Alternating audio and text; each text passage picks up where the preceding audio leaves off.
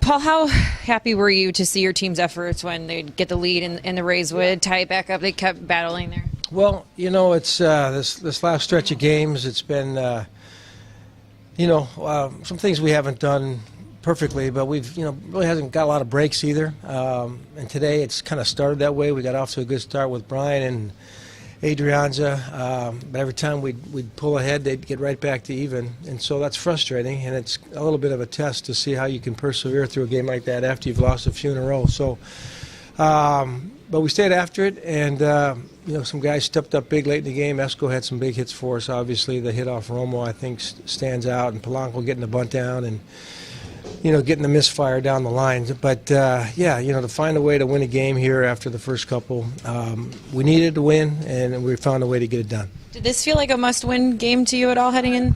It's too early for must-wins. I mean, we talk about, momentum and trying to, minimize these down stretches because you really can't afford anything to go on too long. But, there's so many clubs bunched together. There's still going to be some bouncing around here over the next 3+ weeks. So you got to understand that and just keep focused on trying to win games. How would you assess Slager's here today?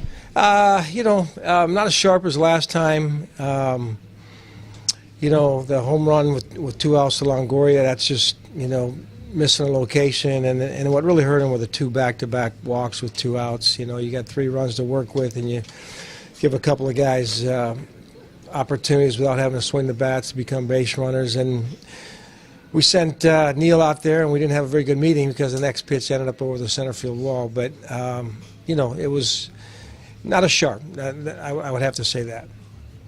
Molly, you mentioned all that, but a trait of a good team, though, is be able to play through some of those moments when things aren't going right? I mean, that's a good reflection of you guys. It's one game that we bounce back in and won. And I think that there are times when you got to kind of create your own luck. We come in here and it's a different surface, it's a different atmosphere. Crowd's a little thin, not a lot of energy. You got to kind of dig, from within. I'm kind of an internal guy, anyways, but some people can play off the emotion of atmospheres and crowds and all that. But it was a challenge today to come out and try to find a way to get done. We got ourselves a lead and gave it back, and we still found a way to come out on top. So it's going to be a lot better heading into Kansas City knowing we got this one.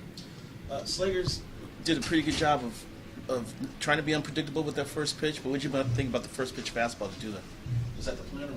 Well, we got him to expand on that sinker the first time around, and the plan was to go ahead. We know he likes to swing at that first pitch. Obviously we threw it too much to the heart of the plate. We tried to get it down and away and maybe get him to expand a little bit right out of the chute, which he's been known to do.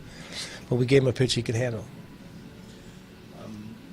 Aire, came with the reputation of being a defensive guy, but he has squared up some balls for you this year. What do you think about his offense? He's got a chance to play some. I don't know where his at-bats are, 130, 40, 50, somewhere. But, he's contributed. I think that he knows how to take a good at-bat.